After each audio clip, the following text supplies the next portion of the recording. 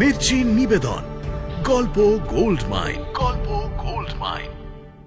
বইটির সত্ত্ব আনন্দ publishers private limited কর্তৃক সংরক্ষিত। শুনছেন সুনীল গঙ্গোপাধ্যায়ের লেখা উপন্যাস প্রথম আলোর দ্বিতীয় খণ্ড। আজ শুনবেন 14 পর্ব। অমরেন্দ্রনাথ মুগ্ধভাবে কয়েক পলক চেয়ে দেখল নয়নমণির রূপ ও ব্যক্তিত্বের বিভা। তারপর পাশে কর্মসচিবকে বলল, আপনি সব জিজ্ঞেস করুন। হ্যাঁ গা বাছা, মুস্তাফি সাহেবের সঙ্গে তোমার কি সব চুক্তি ছিল তা খারিজ হয়ে গেছে বলে আমরা শুনেছি। আমরা কি ভুল শুনেছি? না, আপনারা ঠিকই শুনেছেন। তাহলে তুমি ফ্রি? ক্লাসিকে যোগ দিতে কোনো বাধাই নেই? আপনারা যদি চান যোগ দিতে পারি। আমরা তোমার সঙ্গে লিখিত পড়িত চুক্তি করব। তা নিয়ে মামলা মোকদ্দমার হুজ্জত হবে না তো? মুস্তাফি সাহেব আবার ব্যাগড়া দেবেন না? ওনার সঙ্গে যে চুক্তিখানা ছিল সেটা ছেঁড়া হয়ে গেছে। লিখিত কোনো চুক্তি ছিল না। বেশ বেশ, বেতনের কথাটা তো আগেই জানানো হয়েছে। মাস মাস 150 টাকা পাবে। গাড়ি এসে তোমায় নিয়ে যাবে, পৌঁছে দেবে তো বটেই, মাঝে মাঝে হোল নাইট রিহার্সাল চলবে। অমরবাবুর প্রত্যেকটি কথা কিন্তু মানতে হবে। এইসব কথা চলার সময় নিঃশব্দে বসে পা দোলাতে লাগল অমরেন্দ্রনাথ। ঘাড় ঘুরিয়ে ঘুরিয়ে দেখছে গঙ্গামণির ঘরখানি। গঙ্গামণির বিভিন্ন বয়সের বাঁধানো ফটোগ্রাফ ঝুলছে দেওয়ালে। অমরেন্দ্রনাথ গঙ্গামণিকে মঞ্চে কখনো দেখেনি। চুক্তিপত্রে স্বাক্ষর হবার পর আশুতোষ বড়াল দুহাত ঘষে পরিতৃপ্তির সঙ্গে বলল, যাক, সব পাকাপাকি হয়ে গেল। এখন আর কেউ তেন্ডাই মান্ডাই করতে পারবে না। কাল থেকেই কাজ শুরু। এবারে অমরেন্দ্রনাথ নয়নমণির চোখে চোখ রেখে হঠাৎ জিজ্ঞেস করল, নয়নমণি, তুমি আমাকে এখানে দুবার আসতে বাধ্য করালে। নিজে যাওনি কেন আমার কাছে? তোমার চেয়ে আমার সময়ের দাম বেশি নয়? আপনার কাছে আমি যাইনি, লজ্জা করছিল। লজ্জা? তুমি থিয়েটার করতে এসেছো, এর মধ্যে লজ্জার আবার স্থান কোথায়? প্রথমবারে আপনাকে ফিরিয়ে দিয়েছিলাম, পরে ভেবেছি নিশ্চয়ই আপনি রেগে আছেন, তাই ঠিক করেছিলাম থিয়েটার না হয় আর নাই হবে, তবু নিজে থেকে অমর দত্তর সামনে গিয়ে আমি আর দাঁড়াতে পারবো না। বুঝলুম। এর মধ্যে তুমি অন্য কোনো থিয়েটারে যোগ দেবার চেষ্টাও করনি? না। কেন? কেন ঠিক জানি না, এমনি ইচ্ছেই হয়নি। তোমার বয়স কত? 27 পা দিয়েছি। নয়নমণি সঠিক বয়স বলেছে দেখে গঙ্গামণির সঙ্গে সঙ্গে বলে উঠল, না, ওর বয়স 23, ও কিছু জানে না। গঙ্গামণির কাণ্ড দেখে নয়নমণি ঠোঁট টিপে হেসে বলল, সে কি গো দিদি, আমি নিজের বয়স জানবো না? এই বৈশাখে আমার 26 পূর্ণ হয়ে গেছে। না না না, তোমার 27 হলে তো চলবে না। তোমার বয়স 21। আমি বিজ্ঞাপনের হ্যান্ডবিলে লিখব, ষোড়শী রূপসী নায়িকা। নয়নমণির হাসি এবার সারা মুখে ছড়িয়ে গেল। সে আস্তে আস্তে মাথা নেড়ে বলল, তবে তো আমায় দিয়ে চলবে না। এত কম বয়সী মেয়ের রোলে আমাকে মানাবে কেন? হ্যাঁ হ্যাঁ, মানাবে মানাবে। ভালো করে রূপদান দিলে কে বুঝবে যে ওর বয়স বেড়েছে? অমরেন্দ্রনাথ হাত তুলে গঙ্গামণিকে থামিয়ে দিয়ে বলল, সে আমরা বুঝব। শোনো নয়নমণি, কেউ যদি জিজ্ঞেস করে তুমি বলবে তোমার বয়স 21। ও মা, তা কি হয়? 27 বছরের মেয়ের বয়স 21 বললে লোকে বিশ্বাস করবে কেন? আর আমি মিথ্যে কথাই বা বলবো কি করে? আরে, আমার যে হিরোইন হবে তার বয়স কি আমার চেয়ে বেশি হতে পারে? দর্শকরা মানবে কেন? আমার বয়স আমি বাড়িয়ে বলবো 24। তোমার 21 থাকলেই হবে। তোমাকে 21 থাকতেই হবে। আহা, অত কথার দরকার কি? উর্বশী, মেনকা, রম্ভাদের কি বয়স বাড়ে? থিয়েটারে মেয়েদের ওই একই ব্যাপার। এমন মেকআপ দেবে 26কে 16 করা কিছুই না। বয়সের কথা আদৌ তোলার কোনো প্রয়োজনই নেই। তাহলে এই ঠিক রইল, কাল বেলা 11টায় গাড়ি আসবে, সারা দিন ধরে কিন্তু রিহার্সাল। তবু বলছি, ভালো করে ভেবে দেখুন আমাকে দিয়ে চলবে কিনা। আরো তো কত মেয়ে আছে। আমার বয়স কিন্তু সত্যিই 27। এখনো যদি চুক্তি ক্যান্সেল করতে চান, আমি রাজি আছি। অমরেন্দ্রনাথ উঠে দাঁড়িয়ে বেশ ঝাঁঝের সঙ্গে বলল, কি বললে? ক্যান্সেল? মানবে কি মানবে না সেটা আমি বুঝবো। ক্লাসিকের সঙ্গে কারুর চুক্তি খেলাপ হতে পারে না। মাসের পর মাস ঠিক মাইনে পেয়ে যাবে। কাল ঠিক বেলা 11টা। আর হ্যাঁ গঙ্গামণি, তোমার বাড়িতে এই নিয়ে 2 বার এলুম, তুমি একবারও কিছু খেতে দিলে না তো। হিন্দু বাড়িতে অতিথি অভ্যর্থনার রীতি নেই? গঙ্গামণি দারুণ লজ্জা পেয়ে জিভ কেটে বলল, মা, সে কি কথা! আমি কোথা যাব গো? আপনি কত মানি বংশের লোক, বড় মানুষের বেটা। আমাদের মতন হতভাগীর বাড়িতে পায়ের ধুলো দিয়েছেন, এই কত ভাগ্যি। আমাদের হাতে ছোঁয়া খাবেন কি না? অমরেন্দ্রনাথ খপ করে গঙ্গামণির একখানা হাত ধরে বলল, হাতের ছোঁয়ায় কি সন্দেশ রসগোল্লার স্বাদ পাল্টে যায় নাকি? আমরা থিয়েটারের লোক, আমাদের আবার জাতপাত কি? থিয়েটারের লোক সবাই এক জাত। তা বলে এখন বাজারের খাবার আনতে পারছো না যেন। একদিন নিজের হাতে কিছু বানিয়ে খাওয়াবে, কেমন? আমাদের নয়ন খুব ভালো রান্না করে, ওই মাছ রাঁধে 2 পিঠ 2 রকম। সে কথা না শুনে অমরেন্দ্রনাথ এগিয়ে গেল দেওয়ালের দিকে। কোনো এক নাটকের দৃশ্যের ফটোগ্রাফের সামনে দাঁড়াল। 2টি তরুণী হাত ধরাধরি করে নাচছে। গঙ্গামণি ডান দিকের তরুণীটির দিকে আঙুল তুলে বলল, এইটা আমি। এখন কেউ চিনতেই পারবে না। আমিও যে এককালে ফিনফিনে রোগা ছিলুম, তা কেউ বিশ্বাসই করে না। আর এ পাশের জন বিনোদিনী, বিল্লমঙ্গল পালা। ও, এই বিনোদিনী নামই শুনেছি, কখনো অ্যাক্টিং দেখিনি। সে স্টেজ ছেড়ে দিল কেন? কি জানি, সেতেই না কুষ্ঠ কি যেন হয়েছে শুনেছি। বাড়ি থেকেই আর বেরুতে চায় না। না না, সেরকম কিছু না। গিরিশবাবুর সঙ্গে কি সব মান অভিমান হয়েছিল। কেমন অভিনয় করতো সে? তা বাবু মানতেই হবে, অ্যাক্টিংয়ে তার দাপট ছিল। নাচে গানে সমতুল, ইচ্ছে করলেই ঝরঝর করে চোখ দিয়ে জল গড়াতো। অমরেন্দ্রনাথ তখন ঘুরে দাঁড়িয়ে নয়নমণির দিকে চেয়ে বলল, ওকে তো আমি এমারেল্ডে নাচতে গাইতে দেখেছি। কি গো, তুমি বিনোদিনীকে ছাড়িয়ে যেতে পারবে না? এসেছো পাশানি, দয়া হয়েছে কি মনে? হলো সারা সংসারের যত কাজ ছিল, মনে কি পড়িল তবে অধীনে জনে সংসারের সব শেষে?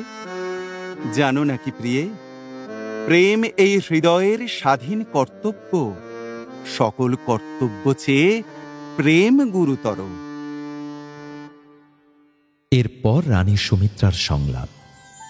এর আগের কদিন রিহার্সালে বই দেখে পাঠ হচ্ছিল, আজ মুখস্থ বলা হবে। রাজা বিক্রমদেবের কথা শেষ হতে না হতেই রানী শুরু করবে। কিন্তু নয়নমণি চুপ করে রইল। যেদিন থিয়েটারে শো থাকে না, সেদিন রঙ্গমঞ্চেই রিহার্সাল হয়। অমরেন্দ্রনাথ হাঁটা চলা অঙ্গভঙ্গির ওপর বেশি গুরুত্ব দেয়। কাঠের পুতুলের মতন এক জায়গায় দাঁড়িয়ে পাঠ বলে যাওয়া তার ঘোর অপছন্দ। প্রথম রিহার্সাল থেকেই প্রত্যেক অভিনেতাকে মুভমেন্ট শেখানো হয়। অমরেন্দ্রনাথ নিজে মদ্যপান করে না। রিহার্সালের সময় কেউ মদ ছুঁতে পারবে না, এই রকম কঠোর নির্দেশ দেওয়া আছে। কোনো রকম উটকো মন্তব্য বা গল্প গুজব করাও নিষিদ্ধ। প্রত্যেককে আগাগোড়া উপস্থিত থাকতে হবে।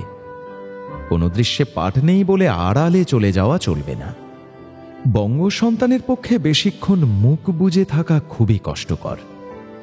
রিহার্সালের মধ্যে অবান্তর কথা বলার অপরাধে 2 জনকে এর মধ্যেই তাড়িয়ে দেওয়া হয়েছে। অমরেন্দ্রনাথের চেয়ে প্রায় সকলেরই বয়স বেশি, তবু ব্যক্তিত্বের প্রতাপে সবাই তটস্থ হয়ে থাকে। বিভিন্ন নাটকে সে বিভিন্ন বয়সী ভূমিকা নেয়। সব রকম পার্টেই সে তার অভিনয় প্রতিভা দেখাতে চায়। হ্যামলেট বা হরিরাজ নাটকে সে তরুণ নায়ক, রাজা রানী নাটকে সে প্রৌঢ় রাজা। সব নাটকেই নয়নমণি তার বিপরীত ভূমিকায়। ঠিক সময় পাঠ শুরু না করায় অমরেন্দ্রনাথ উচ্চকণ্ঠে বলল, কি হলো, নয়নের পাঠ মুখস্থ হয়নি? নয়নমণি রাজার সংলাপের মাঝখানে প্রবেশ করে দাঁড়িয়ে আছে। সে বলল, আপনার কিউ ঠিক হয়নি। কিউ ঠিক হয়নি মানে? আমার মুখস্থ কখনো ভুল হয় না। মুখস্থ ঠিকই আছে, কিন্তু শেষ দুটি লাইন উল্টে গেছে। প্রেম এই হৃদয়ের স্বাধীন কর্তব্য, এই লাইনটা দিয়ে শেষ হবে। আপনি প্রেম গুরুতর দিয়ে শেষ করলেন, কিন্তু কর্তব্যতে আমার কিউ। হতেই পারে না। প্রম্পটার! একটু পেছনে দাঁড়ানো প্রম্পটার ভয়ে কাঁপছে। নয়নমণি ঠিকই ভুল ধরিয়ে দিয়েছে, কিন্তু সে কথা শুনলে অমরেন্দ্রনাথ চটে যাবে। সে বলল, প্রেম এই হৃদয়ের স্বাধীন কর্তব্য আপনি এখানেই তো শেষ করলেন। এটা স্পষ্ট মিথ্যে কথা। অন্য সকলেই বুঝল, কিন্তু কেউ প্রতিবাদ জানালো না। অমরেন্দ্রনাথ নয়নমণিকে ধমক দিয়ে বলল, তুমি মন দিয়ে শোনোনি, অন্য কিছু ভাবছিলে। নয়নমণি কয়েক মুহূর্ত চুপ করে রইল। তারপর একটা দীর্ঘশ্বাস ফেলে বলল, তাহলে আমারই ভুল হয়েছে। আপনি আরেকবার বলবেন? এবার অমরেন্দ্রনাথ শেষ করতেই নয়নমণি ধরল। হায়, ভিক মোরে, কেমনে বোঝাবো? নাথ, তোমারে যে ছেড়ে যাই সে তোমারই প্রেমে। মহারাজ, অধীনের শোনো নিবেদন, এ রাজ্যের প্রজার জননী আমি। প্রভু, পারিনে শুনিতে আর কাতর অভাগা সন্তানের করুণ ক্রন্দন। রক্ষা করো পীড়িত প্রজারে। পীড়িত নয়, পীড়িত নয়, পীড়িত। বাঙাল মুলুক থেকে এসেছো নাকি? ডরশূন্যর স্পষ্ট উচ্চারণ করবে। তুমি আগে যাদের কাছ থেকে শিখেছ, তারা তোমাকে র আর ডরশূন্যর উচ্চারণ ঠিক মতো শেখায়নি? আমি বাংলাদেশে কোনোদিন যাইনি, তবু চেষ্টা করব। এরপর আর ভুল হবে না। টানা 2 ঘন্টা মহড়ার পর মধ্যাহ্নভোজের বিরতি। অমরেন্দ্রনাথ নিজের ঘরে নয়নমণিকে ডেকে পাঠাল। একটা চেয়ারে বসার ইঙ্গিত করে জিজ্ঞেস করল, তুমি তখন কেন বললে আমি কিউ দিতে ভুল করেছি? ম্যানেজারের মুখে মুখে কথা বলতে তোমাকে কে শিখিয়েছে? নয়নমণি উত্তর না দিয়ে হাসল। অমরেন্দ্রনাথ আরো উত্তপ্ত হয়ে বলল, কি ব্যাপার, আমার কথার উত্তর না দিয়ে হাসছো যে? সেজন্য আজই বরখাস্ত হব নাকি? আমি এর আগে 2-3টে থিয়েটারে কাজ করেছি, কখনো এরকম ভয়ে ভয়ে থাকতে হয়নি। এখানে সবাই ভাবে যে কোনো দিনই বুঝি বরখাস্ত হয়ে যেতে পারে। ভয় পেলে বুঝি মানুষ হাসে? তোমার ব্যবহারে তো ভয়ের কোনো লক্ষণ নেই। আমি গিরিশবাবু, অর্ধেন্দু শেখরের অধীনে পাঠ শিখেছি। তাঁরা নমস্য ও মহাশ্রদ্ধেয়। তাঁদের খুব ভয় পেতাম, কিন্তু আপনার সামনে দাঁড়ালে আমি কিছুতেই ভুলতে পারি না যে আপনি আমার চেয়ে বয়সে ছোট, তাই ভয় লাগে না। ও, বয়সে ছোট হলেই বুঝি গুণ কমে যায়? বুড়ো দামড়াদের মধ্যে কি বহু নির্বোধ নেই? আপনার অবশ্যই অনেক গুণ আছে। দর্শকরা কি এমনি এমনি আপনাকে ভালোবাসছে? কিন্তু আপনার অহং বড় বেশি। নিজের ভুল স্বীকার করাটাও মহতের লক্ষণ। তবু বলবে আমি ভুল করেছি? প্রম্পটারের কথা শুনলে না? সে আপনার ভয়ে সত্যি কথা বলেনি। তাহলে একমাত্র তোমার কথাটাই মানতে হবে। দেখো, রিহার্সালের সময় কোনো রকম বাদ প্রতিবাদ আমি সহ্য করব না। এর যদি কোনোদিন শুনি না, তাহলে আজই আমি বাড়ি চলে যাই। বাড়ি যাবে মানে? তোমাকে আমি চুক্তি দিয়ে বেঁধে রেখেছি, জানো না? অর্ধেন্দু শেখরের কাছ থেকে তুমি মুক্তি পেয়েছ। আমার কাছ থেকে অত সহজে নিষ্কৃতি নেই। অমরবাবু, মানুষের মনকে কি কোনো চুক্তি দিয়ে বেঁধে রাখা যায়? আমি তো নিছক টাকা রোজগারের জন্য থিয়েটারে আসিনি। অভিনয় ভালো লাগে বলে এসেছি। অভিনয়ে যদি মন না লাগে, সবসময় আপনার ভয় ভয় থাকতে হয়, তাহলে নাটক জমবে কেন? সবাইকে আপনি দাবড়ে ভয় পাইয়ে রাখছেন। মহেন্দ্র বসুর মতন অত বড় একজন পাকা অভিনেতাকেও আপনি ধমকেছেন। নয়নমণি, আমিও থিয়েটার খুলেছি নাটক ভালোবেসে, নিছক টাকা রোজগারের জন্য নয়। আমি নতুন ধরনের অ্যাক্টিং দেখাতে চাই, তা সকলে মানবে না, তাহলে যে জগা খিচুড়ি হবে।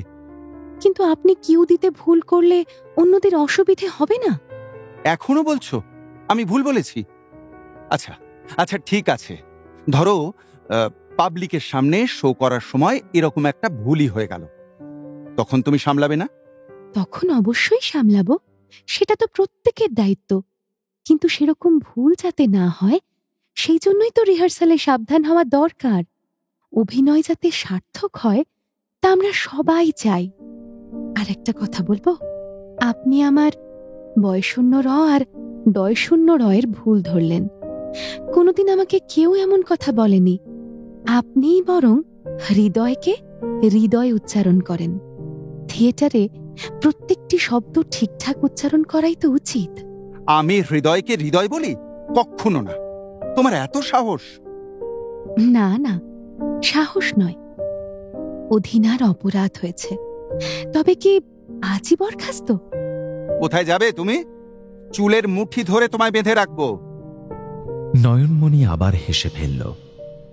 মুখে আঁচল চাপা দিয়ে সে বলল, অন্য কেউ এমন কথা বললে ভয় কাঁপতুম, কিন্তু আপনার কথা শুনে ভয়ই লাগে না।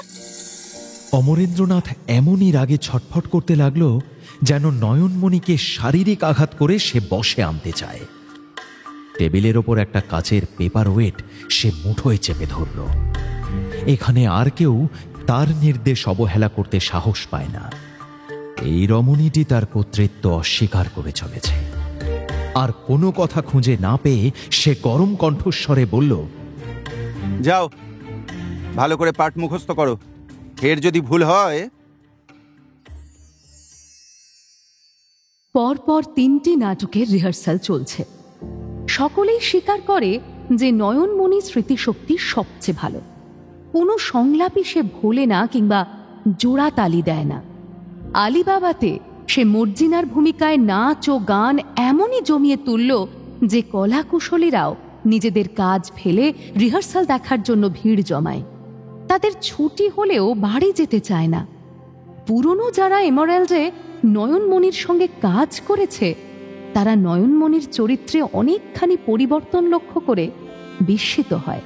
আগে ছিল সে লাজুক ও নিভৃতচারিণী। মঞ্চে অভিনয়ের সময় ছাড়া অন্য সময় কারোর সঙ্গেই কথা বলতো না প্রায়। পরিচালকের সমস্ত নির্দেশ অক্ষরে অক্ষরে মেনে চলত। এখন তার ব্যবহার অনেক সাবলীল।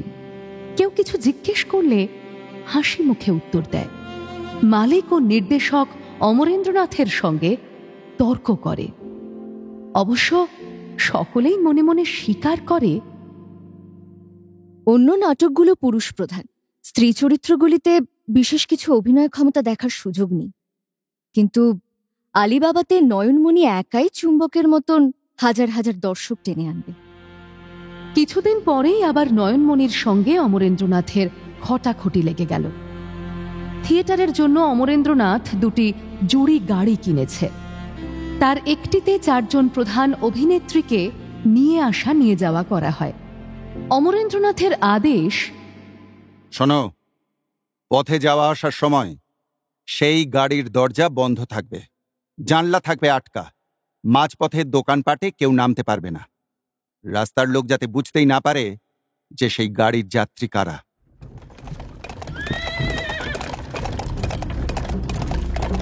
একদিন অমরেন্দ্রনাথ নাট্যশালার হাতায় বসে চা খাচ্ছে। দেখল অভিনেত্রীদের নিয়ে একটি গাড়ি ঢুকছে চত্বরে। সে গাড়ির দরজা খোলা। ভেতরে শোনা যাচ্ছে ঝর্ণার জলের মতন রমণীদের ছলোচ্ছল হাসির শব্দ। বিরক্তিতে অমরেন্দ্রনাথের ভুরু বক্র হয়ে গেল। একটু পরে সে নিজের ঘরে বসে কোচোয়ানকে ডেকে পাঠালো।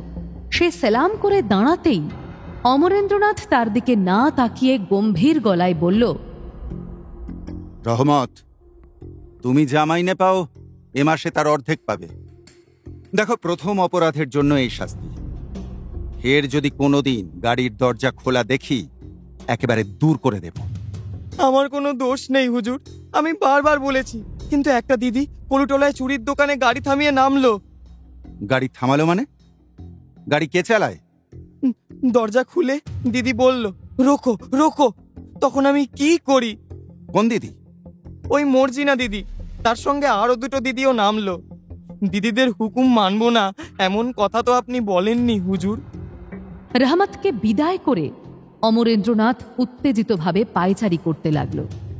বাল্যকাল থেকেই সে জেদি।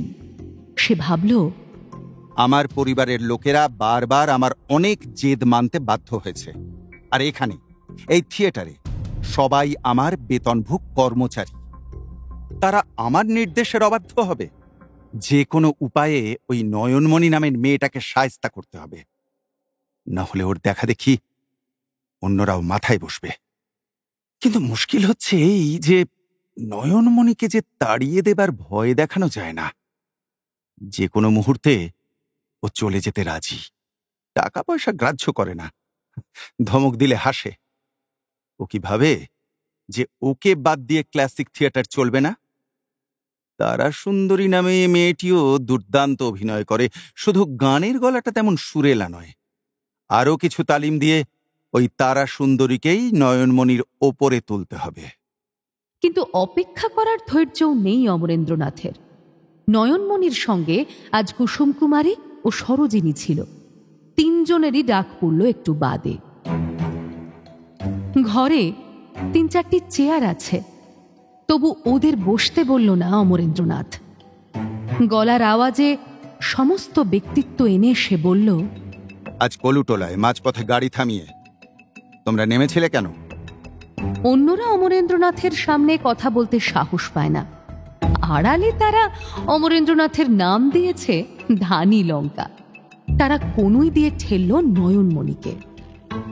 ওখানে একটা বড় চুড়ির দোকান আছে, কত রকম বেলোয়ারি চুড়ি, পুঁতির মালা, গালার বালা। আলিবাবা নাটকের ড্রেসের সঙ্গে ওগুলো খুব ভালো যাবে, তাই কিনে আনলাম। চুড়ি কেনার দরকার তা বড়ালবাবুকে বললে না কেন? আমাদের প্রোডাকশন থেকে কিনে আনতো। পুরুষ মানুষে আবার চুড়ি পছন্দ করতে জানে নাকি? কোন রঙের সঙ্গে কোন রং মানায় তাই বোঝে না। ড্রেসারদের চেয়েও তুমি ভালো বোঝো। তোমাকে অত রং নিয়ে মাথা ঘামাতে কে বলেছে? মাঝপথে গাড়ি থামিয়ে কোথাও নামতে আমি নিষেধ করেছি না? গাড়ির দরজাই বা কেন খুলে রেখেছিলে? দরজা বন্ধ রাখলে হাঁসফাঁস করতে হয়, এত গরম পড়েছে। যেতে আসতে কতক্ষণ লাগে? এইটুকু গরম সহ্য করতে হবে। মোট কথা, দরজা খোলা রাখা চলবে না।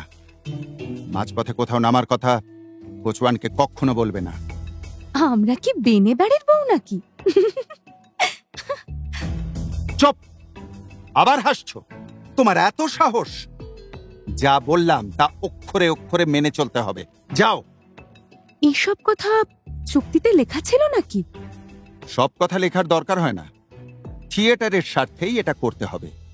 একটু বুঝিয়ে বলুন না অমরবাবু, এতে থিয়েটারের কি স্বার্থ রক্ষা হবে? আমি চাই না স্টেজে ছাড়া আর কোথাও রাস্তার পাঁচপেঁচি লোকেরা তোমাদের দেখুক। থিয়েটারের সময় মেকআপ দিয়ে তোমাদের চেহারা সব বদলে যায়। লোকে টিকিট কেটে তোমাদের দেখতে আসে। পথে ঘাটে তোমাদের মেকআপ ছাড়া ওই খেদি পেঁচি মুখ যদি লোকে দেখে ফেলে, তাহলে তারা বলবে, ও হরি, এ যে আমাদের ঘরের বৌছিদের মতনই, এদের জন্য শুধুমুধু পয়সা ওড়াতে যাব কেন?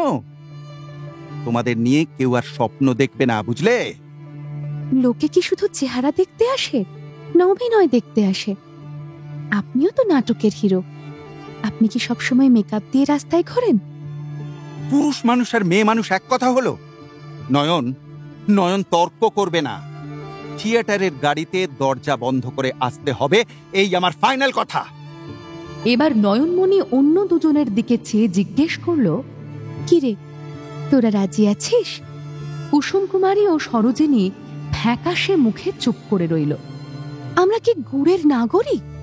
বন্ধ গাড়িতে অন্ধকারের মধ্যে বসে থাকতে আমার দম বন্ধ হয়ে আসে। আমার থিয়েটারের গাড়ির দরকার নেই, আমি ভাড়া গাড়িতে আসবো, কেমন? এইটুকু আমাকে ছাড় দিন। অমরেন্দ্রনাথ আবার কিছু বলতে যেতেই নয়নমণি বলল, লোকেরা এখনো আমাদের থিয়েটারের মেয়ে বলে চিনতে পারে না, খেঁদি পেঁচি বলে কেউ তাকিয়েও দেখে না। এর দুদিন বাদে নয়নমণি বেলা 11টার সময় রিহার্সালে এসে দেখল মঞ্চের সব আলো জ্বেলে দেওয়া হয়েছে। এক কোণে একটি সিংহাসনের মতো চেয়ারে একজন অত্যন্ত রূপবান অচেনা ব্যক্তি বসে আছে। অতি দামি কোঁচানো ধুতি পরা, পায়ে মখমলের লপেটা, গায়ে ফিনফিনে সাদা কাপড়ের পিরান, গালে কালো দাড়ি, ঘাড় পর্যন্ত এলানো ঘন চুলের বাবরি, দীঘল দুটি চক্ষু, বয়স হবে 36-37। এমন সুদর্শন পুরুষ আগে কখনো দেখেনি নয়নমণি। প্রথমেই তার মনে হয় নতুন কোনো নায়ক এলো নাকি? বাংলার কোনো রঙ্গমঞ্চেই তো এমন দীর্ঘকায় স্বাস্থ্যবান সুপুরুষ নায়ক নেই। রিহার্সাল এখনো শুরু হয়নি। অমরেন্দ্রনাথ খুব খাতির করে কথা বলছে সেই ব্যক্তিটির সঙ্গে। অহংকারী উগ্র স্বভাব অমরেন্দ্রনাথের মুখে এমন গদগদ ভাব দেখা যায়নি আগে। নয়নমণি কুসুম কুমারীকে জিজ্ঞেস করল, ইনি কে? ঠিক জানি না, শুনছি তো আজ যে পালাটার মহড়া হবে, ইনি সেই পালাটা লিখেছেন, মহড়া দেখতে এসেছেন। শুনে নয়নমণি বিস্মিত হল। বাংলার প্রতিটি মঞ্চেই গিরিশবাবুর লেখা নাটকের অভিনয় হয়। নাট্যকার হিসেবে একমাত্র তাঁরই সম্মান আছে। আর যারা খুচরো খাচরা নাটক লেখে তারা বিশেষ পাত্তা পায় না। তাদের নাটকের যে কোনো অংশ যখন তখন বদলানো হয়। নয়নমণি অন্যদের কাছ থেকে ক্রমশ জানতে পারল, এই নাট্যকারকে যে এত খাতির করা হচ্ছে তার মূল কারণ এর বংশগরিমা। ইনি জোড়াসাঁকোর ঠাকুরবাড়ির সন্তান। এর নাম রবীন্দ্রবাবু। রাজা ও রানী নাটকের রিহার্সাল দেখে সন্তুষ্ট হলে তবেই ইনি মঞ্চস্থ করার অনুমতি দেবেন। শুধু নাট্যকার নন, একজন ভালো গায়ক এবং শখের অভিনেতা হিসেবেও ওনার সুনাম আছে। এসব শুনতে শুনতে নয়নমণির মনে হল, ইস, এই অপরূপ মানুষটির সঙ্গে যদি একবার মঞ্চে অভিনয় করার সুযোগ পেতাম। এর দিকে তাকিয়েই মনে হয় ইনি সকলের চেয়ে আলাদা। একটু পরেই রিহার্সাল শুরু হলো। অন্যদিন সবাই পাঠ বলে হলের শূন্য চেয়ারগুলির দিকে চেয়ে। আজ রিহার্সাল হচ্ছে রবীন্দ্রবাবুর দিকে ফিরে। কেন যেন অনেকেই আজ বেশি ভুল করতে লাগল। এমনকি অমরেন্দ্রনাথের পর্যন্ত সংলাপে শব্দবাদ যাচ্ছে। সকলেরই যেন স্নায়ু চঞ্চল। রবীন্দ্রবাবু অবশ্য মাঝপথে কারুকেই বাধা দিচ্ছেন না, কোনো মন্তব্যও করছেন না। সহাস্য মুখে তাকিয়ে শুনছেন। নয়নমণি প্রতিদিনই রিহার্সাল শুরু করার আগে একটুক্ষণ নিরালায় বসে তার ঘরের শ্রীকৃষ্ণ মূর্তিটির রূপ মনে এনে চোখ বুজে ধ্যান করে। তাতেই তার মানসিক শক্তি ও আত্মবিশ্বাস দৃঢ় হয়। স্মৃতিতে কোনো কুয়াশা হয় না। একসময় অমরেন্দ্রনাথ জিজ্ঞেস করল, রবীন্দ্রবাবু, কেমন লাগছে? ঠিক হচ্ছে কি? রবি এতক্ষণ স্থির হয়ে বসেছিলেন, এবার একটু নড়ে চড়ে উঠলেন। প্রশ্ন করা না হলে নিজে থেকে তিনি কিছু বলবেন না, এটাই বোধহয় তাঁদের পরিবারের কেতা। তিনি বললেন, এই নাটক কিছুটা গদ্যে লেখা, কিছুটা কবিতায়।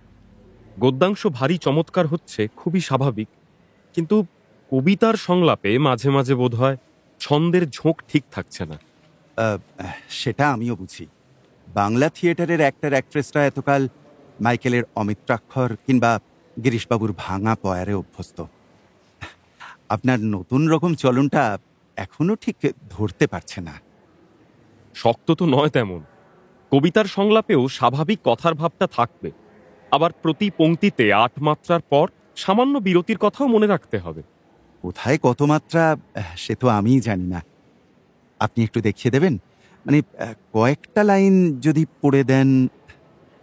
এই যে পংক্তিটা, এসেছো পাশানি দয়া হয়েছে কি মনে, এটাকে তুমি বললে এইভাবে, এসেছো পাশানি, দয়া হয়েছে কি মনে? এটা বরং এভাবে যদি বলা যায়, এসেছো পাশানি, দয়া হয়েছে কি মনে। অর্থাৎ দয়া শব্দটির পর সামান্য টান দিয়ে পরবর্তী 6 মাত্রায় চলে গেলে ছন্দটা ঠিক বজায় থাকে। রবি প্রথমে বসে বসেই বলছিলেন, তারপর উঠে দাঁড়িয়ে তিনি নয়নমণিকে বললেন, রানী সুমিত্রা, তুমি আমার সঙ্গে সংলাপ বলো এইখান থেকে। আরামে রয়েছে তারা, যুদ্ধ ছাড়া কবু নড়িবে না এক পদ। তবে যুদ্ধ করো। যুদ্ধ করো? হায় নারী, তুমি কি রমণী? ভালো, যুদ্ধে যাব আমি, কিন্তু তার আগে তুমি মানো অধীনতা। তুমি দাও ধরা, ধর্মাধর্ম, আত্মপর, সংসারের কাজ সব ছেড়ে হও তুমি আমারই কেবল। একটু আগে নয়নমণির যে ইচ্ছেটা হয়েছিল তা আংশিকভাবে সার্থক হলো। সত্যিকারের অভিনয় না হলেও রিহার্সাল তো দেওয়া হলো রবীন্দ্রবাবুর সঙ্গে। কি সুন্দর ভরাট উচ্চমানের কণ্ঠস্বর। রবীন্দ্রবাবু একবার তার কাঁধে হাত ছোঁয়াতেই শরীরটা ঝনঝন করে উঠল, যেন সর্বশ্রেষ্ঠ এক পুরুষের স্পর্শ। রবি নয়নমণিকে বললেন, তোমার বেশ ভালো হচ্ছে, উচ্চারণে কোনো ত্রুটি নেই। নয়নমণি নিচু হয়ে রবির পায়ে হাত দিয়ে প্রণাম করল। রবি তাকে ধরে তুলে থুতনিতে হাত দিয়ে আশীর্বাদ করে বললেন, তোমাকে তখন থেকে দেখছি আর খুব চেনা চেনা মনে হচ্ছে। আগে কোথাও তোমার সঙ্গে দেখা হয়েছিল? নয়নমণি মাথা নাড়ল। এমন একজন মানুষের সঙ্গে আগে দেখা হলে তার মনে থাকবে না? এমন আবার কখনো হতে পারে নাকি? মনে হচ্ছে, খুব মনে হচ্ছে। এরকম অভিনয়ের ব্যাপারে এই কোথায়, ও হ্যাঁ, মনে পড়েছে, কটকে। আচ্ছা, তুমি কটকে কখনো আমার নাটকে অভিনয় করেছিলে? নয়নমণি আবার মাথা নাড়ল দুদিকে। তাহলে তুমি নও। কটকে কয়েকটি ছেলে মেয়ে মিলে আমার বাল্মীকি প্রতিভা শখের অভিনয় করেছিল। সেখানে একটি বেশ গুণী মেয়ে ছিল, তার নাম মহিলামণি। তার সঙ্গে তোমার মুখের গড়নের খুব মিল আছে, বিশেষত এক পাশ থেকে দেখি। সেই মেয়েটি কি তোমার বোন টোন কিছু হয়? কটকে তোমার আত্মীয় স্বজন থাকে? না, যতদূর জানি কটকে আমার কোনো আত্মীয় স্বজন থাকে না। তারপর মুখ নিচু করে মৃদু গলায় বলল, আমার কেউ নেই, কোথাও কেউ নেই।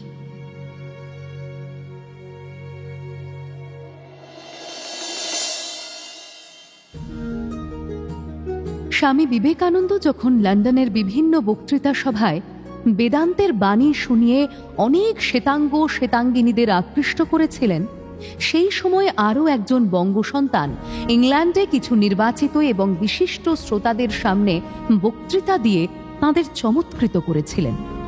ইনি কলকাতার প্রেসিডেন্সি কলেজের পদার্থবিদ্যার সেই অধ্যাপক জগদীশচন্দ্র বসু। দুজনের কেউ কাউকে চেনেন না।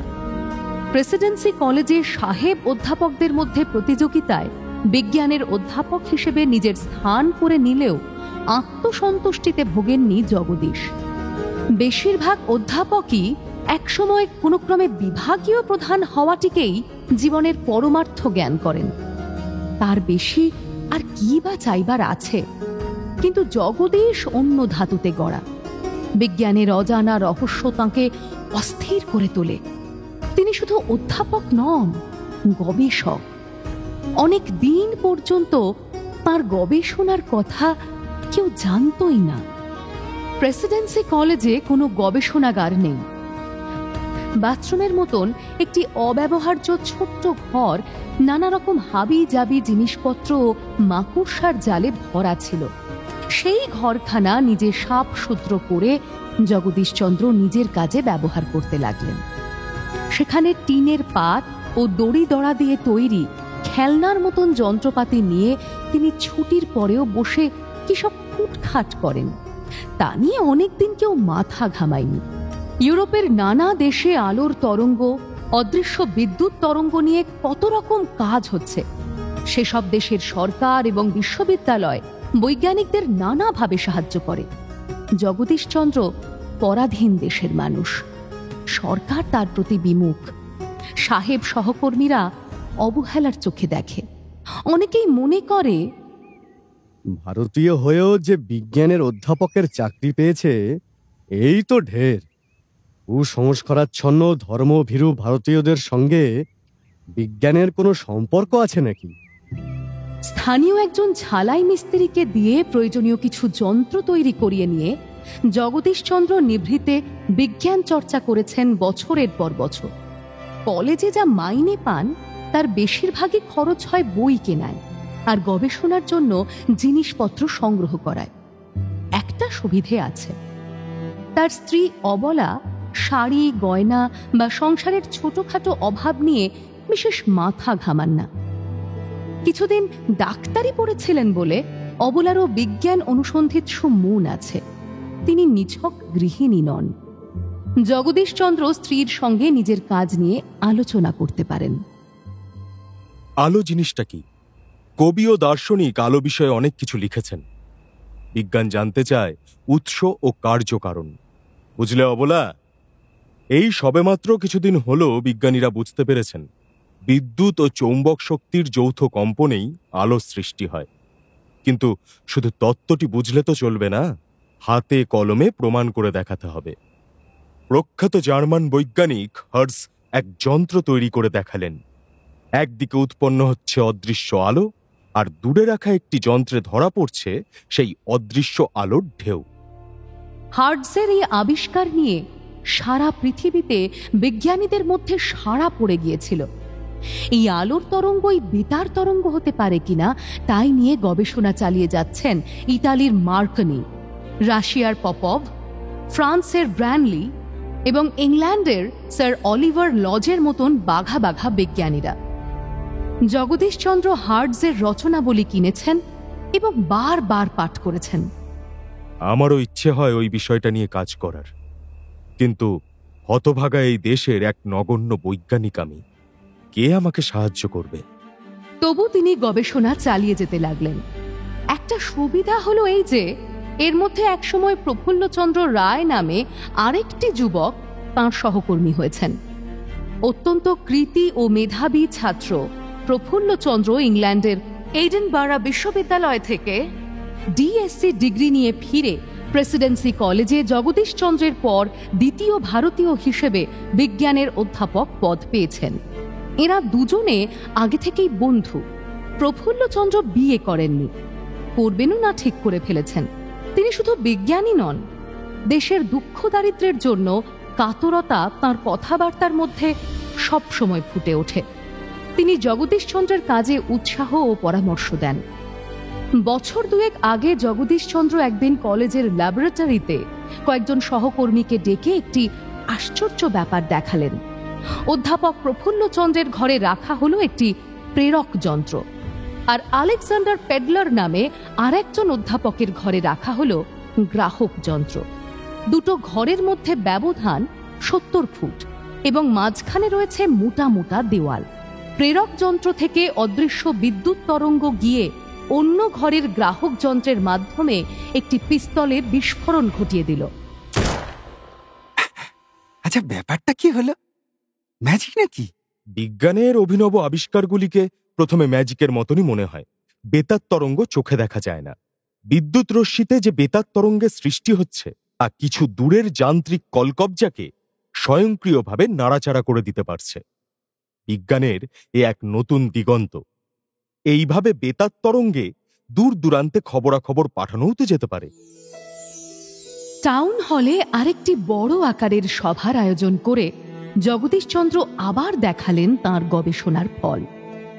এখানে আমন্ত্রিত হয়েছিলেন স্বয়ং ছোট লাট স্যার উইলিয়াম ম্যাকেনজি, বিশাল তাঁর বপু। সেই ছোট লাটকেই জগদীশচন্দ্র দাঁড় করালেন তাঁর দুই যন্ত্রের মাঝখানে। জগদীশচন্দ্র দেখালেন বিদ্যুৎ তরঙ্গ ছোট লাট মহোদয়ের অত বড় চেহারা ভেদ করে আরো 3টি বন্ধ ঘর পেরিয়ে গ্রাহক যন্ত্রের মারফত বারুদের স্তূপ উড়িয়ে দিয়ে একটা লোহার গোলা ছুটিয়ে দিল। সকলেই স্তম্ভিত এবং অভিভূত। জগদীশচন্দ্র ব্যাখ্যা করে বোঝালেন, এর মধ্যে অলৌকিক বা ভোজবাজি কিছু নেই, এটা বিজ্ঞান। বিজ্ঞানের এতখানি অগ্রগতি সম্পর্কে ভারতের আর কেউ তখনও অবগত নন। জগদীশচন্দ্র কলকাতায় বসে একা একা সম্পূর্ণ ব্যক্তিগত উদ্যোগে এই আবিষ্কার করলেন কি করে? লেফটেন্যান্ট গভর্নর ম্যাকেনজি জগদীশচন্দ্রের কৃতিত্বে মুগ্ধ হয়ে সব খোঁজখবর নিলেন এবং সরকারি তরফে কিছু অর্থ সাহায্যের প্রতিশ্রুতি দিলেন। এশিয়াটিক সোসাইটি থেকে জগদীশচন্দ্রকে আহ্বান জানানো হল এই বিষয়ে প্রবন্ধ পাঠ করার জন্য। সেই প্রবন্ধ ছাপা হল সোসাইটির পত্রিকায়। বিলেতে জগদীশচন্দ্রের মাস্টারমশাই ছিলেন লর্ড র্যালে। তার সঙ্গে জগদীশচন্দ্র যোগাযোগ রেখেছিলেন।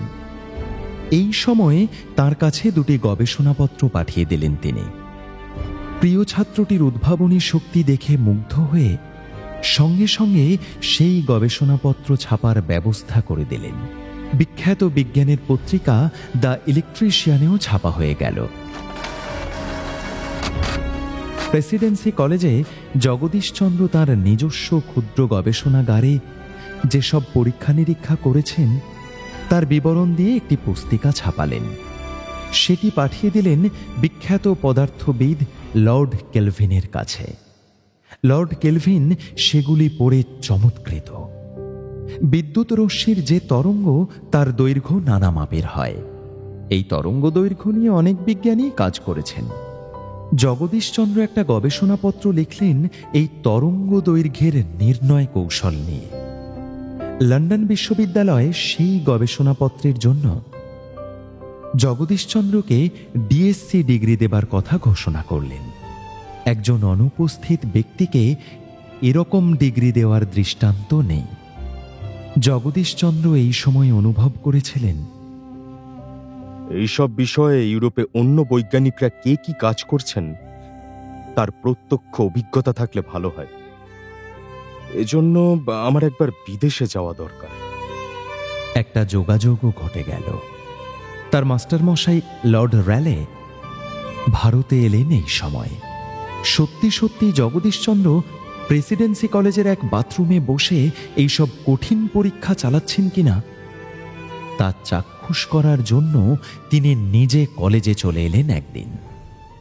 দেশি মিস্ত্রিদের দিয়ে সূক্ষ্ম যন্ত্রপাতি বানিয়ে একেবারে নতুন ধরনের পরীক্ষা চালাচ্ছেন এই মানুষটি।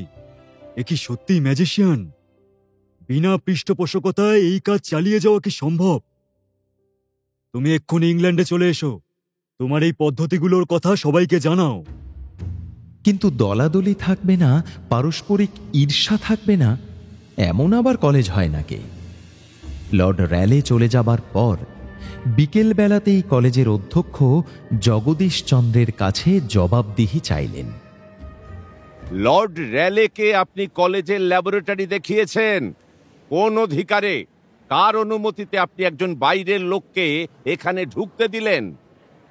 ডিএসসি ডিগ্রি পাবার পর থেকেই অন্যান্য অধ্যাপকদের মধ্যে গুজগুজ ফুসফুস হচ্ছিল যে আরে জগদীশ বোস মন দিয়ে ছাত্রদের পড়ায় না, সরকারের কাছ থেকে অধ্যাপনার জন্য মাইনে নিয়ে সে নিজের কাজ করে। জগদীশচন্দ্র কোনো অভিযোগেরই উত্তর দিলেন না। তিনি বিলেত যাবার জন্য লম্বা ছুটির দরখাস্ত করলেন, কিন্তু ছুটি চাইলেও সহজে পাওয়া যায় না। নানা অজুহাতে তাকে আটকে দেবার চেষ্টা করা হলো, কিন্তু লর্ড র্যালে নিজে ভারত সচিবকে জগদীশচন্দ্রকে ইংল্যান্ডে পাঠাবার জন্য সুপারিশ করেছেন। ইংল্যান্ডের অনেক বড় বড় বৈজ্ঞানিক তাঁর সম্পর্কে উৎসাহী। এমনকি রয়্যাল সোসাইটি জগদীশচন্দ্রের কাজকর্ম সম্পর্কে আগ্রহ প্রকাশ করেছে। বাংলার গভর্নর ম্যাকেনজিও তাঁর প্রতি সহানুভূতিশীল। সুতরাং বিরোধীরা বেশি দূর অগ্রসর হতে পারল না। জগদীশচন্দ্রকে শিক্ষা বিভাগ বৈজ্ঞানিক হিসেবে ডেপুটেশনে পাঠাবার সিদ্ধান্ত নিল। নিজের উদ্ভাবিত যন্ত্রপাতিগুলি নিয়ে জগদীশচন্দ্র সস্ত্রীক সমুদ্র পাড়ি দিলেন।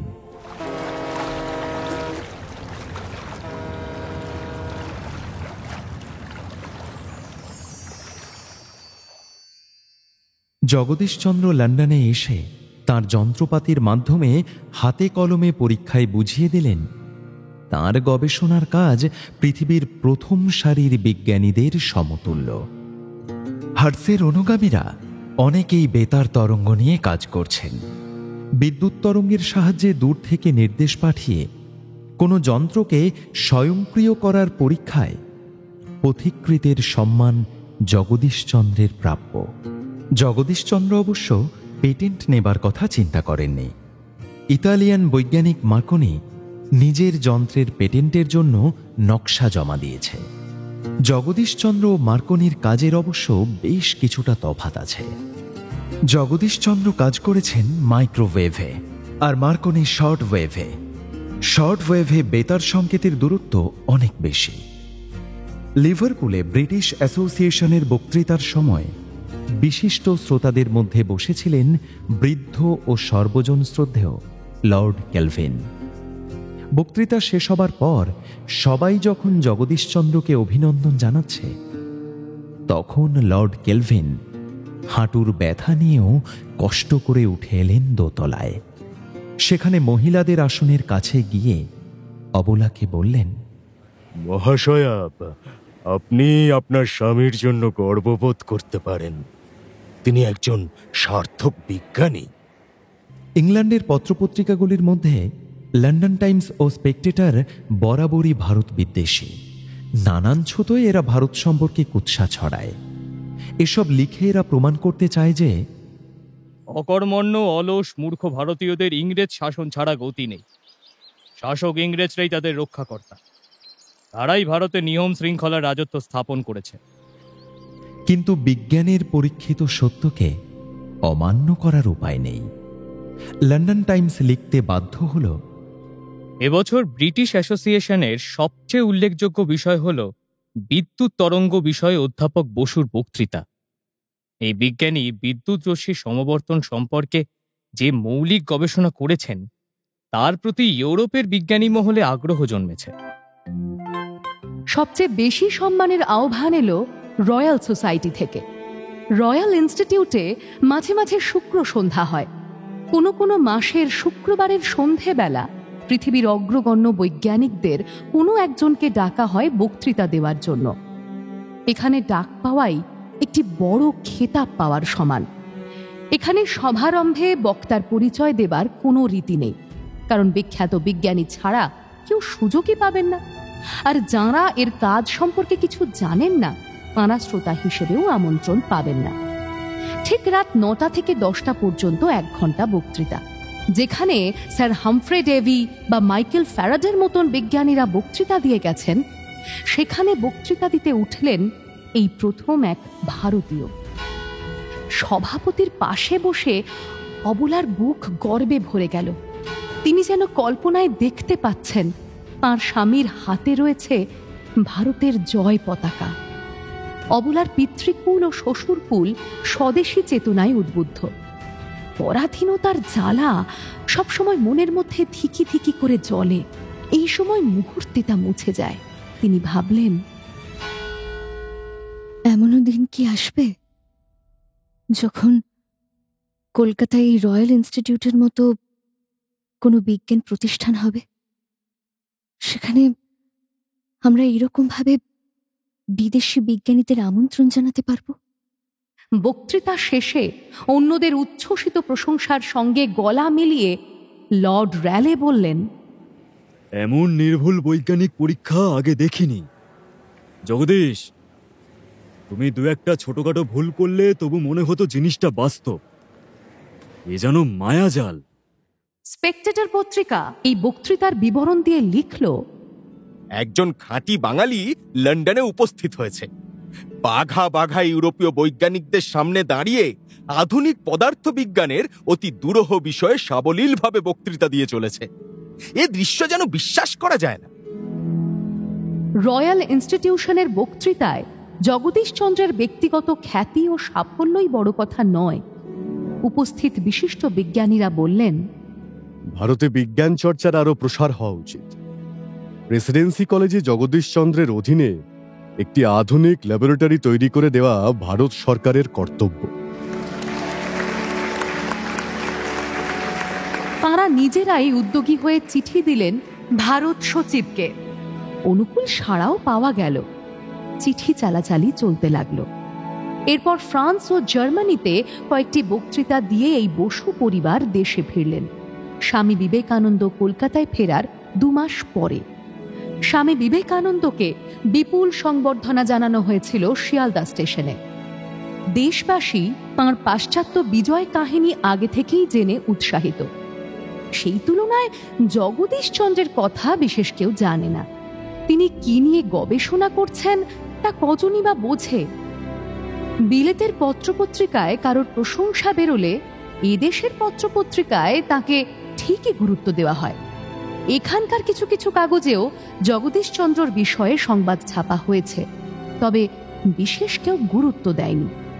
জাহাজে বোম্বাই পর্যন্ত এসে জগদীশচন্দ্র ও অবলা ট্রেনে এসে পৌঁছলেন হাওড়া স্টেশনে।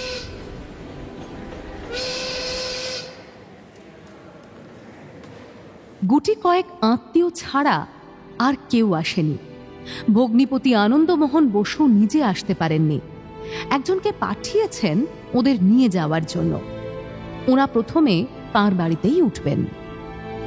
মালপত্র দেখে শুনে যখন কুলির মাথায় চাপানো হচ্ছে, তখন পেছন থেকে একজন একটা চাপড় মারলেন জগদীশচন্দ্রের পিঠে। চমকে মুখ ফিরিয়ে তিনি দেখতে পেলেন সহাস্য ডাক্তার মহেন্দ্রলাল সরকারকে। এই এপ্রিল মাসের গরমেও 3 পিস স্যুট পরা। বয়সের ছাপ পড়েছে মুখে, তবু আনন্দে উৎসাহে চোখ দুটি জল জল করছে। জগদীশচন্দ্র বিস্মিতভাবে বললেন, এ কি স্যার, আপনি এসেছেন? খবর পেলেন কি করে? তুমি এত বড় একটা কীর্তি করে আসছো আর আমি খবর পাবো না? Train 40 minute late. টুপিওয়ালা লাল মুখরা বুঝেছে যে এদেশের মানুষেরও সায়েন্সের ব্রেন আছে, শুধু কীর্তন গায় আর মা করে না। কি হে সুলেমান, মালাটালাগুলো বার করো। মহেন্দ্রলালের সঙ্গে বিজ্ঞান পরিষদের 4-5 জন সদস্যও এসেছেন। তাঁরা কয়েকটি মালা পরিয়ে দিলেন জগদীশচন্দ্রের গলায়। বয়ঃকনিষ্ঠরা প্রণাম করল পায়ে হাত দিয়ে। মহেন্দ্রলাল ফিরে তাকালেন অবলার দিকে। কুঁচি দিয়ে শাড়ি পরা, কাঁধের কাছে ব্রোচ লাগানো, মাথায় আধঘোমটা। অবলা স্মিত মুখে চেয়ে আছেন পিতৃবন্ধুর দিকে। মহেন্দ্রলাল মালার বদলে একটি ডাঁটা শুদ্ধ গোলাপ ফুল তাঁর দিকে এগিয়ে দিয়ে বললেন, কেমন আছিস মা? তুই ডাক্তারি পড়া ছেড়ে দিয়েছিলি বলে তোকে আমি একদিন রাম বকুনি দিয়েছিলুম, মনে আছে? শুধু বকুনি? প্রায় মারতে গিয়েছিলেন। স্বীকার করছি আমার ভুল হয়েছিল। ডাক্তারনি হলে কি আর এমন স্বামী পেতিস? রে, তুই সব সময় জগদীশের পেছনে লেগে থাকবি, ওকে থামতে দিবি না। এই তো সবে শুরু। জগদীশ আমাদের নিউটন গ্যালিলিও হবে। বিলিতি কাগজে জগদীশ সম্পর্কে লেখা পড়েছি আর গর্বে আমার বুক ভরে গেছে। জার্মানিতে এক্স-রে আবিষ্কার হওয়ার সঙ্গে সঙ্গেই প্রায় জগদীশ নিজের চেষ্টায় এক্স-রে যন্ত্র বানিয়ে ফেলেছিল। আমার রুগীদের হাড়গোড় ভাঙার ছবি তুলে দিয়েছে। তখন থেকেই বুঝেছি এ ছোকরার মাথায় অনেক কিছু আছে। স্যার, ও দেশে আমার কি সুখ্যাতি হয়েছে না হয়েছে তার চেয়েও একটা বড় খবর আছে। সেটা শুনলে আপনি সত্যি ভীষণ খুশি হবেন। তাই নাকি? কি খবর শুনি শুনি। লর্ড লেস্টার আর লর্ড কেলভিন ভারত সরকারের কাছে সুপারিশ করেছেন কলকাতায় একটি অত্যাধুনিক ল্যাবরেটরি গড়ে দিতে হবে। ভারত সরকার রাজি হয়েছে। এর জন্য 40,000 পাউন্ড বরাদ্দ হয়েছে। মহেন্দ্রলাল চক্ষু ছানা বড়া করে বললেন, 40,000 পাউন্ড? বলো কি? হ্যাঁ, সব ঠিক হয়ে গেছে। নতুন বাড়ি হবে, বিদেশ থেকে যন্ত্রপাতি আসবে, আমরা যা চাইবো তাই পাবো। মহেন্দ্রলাল বুকে হাত দিয়ে একটি আরামের নিঃশ্বাস ফেলে বললেন, বেটাদের সুমতি হয়েছে তাহলে। এদেশের ইংরেজরা তো শুধু শোষণ করতেই জানে।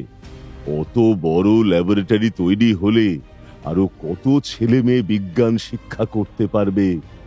আমাদের দেশেও এডিসন, ডেভির মতো বিজ্ঞানী তৈরি হবে।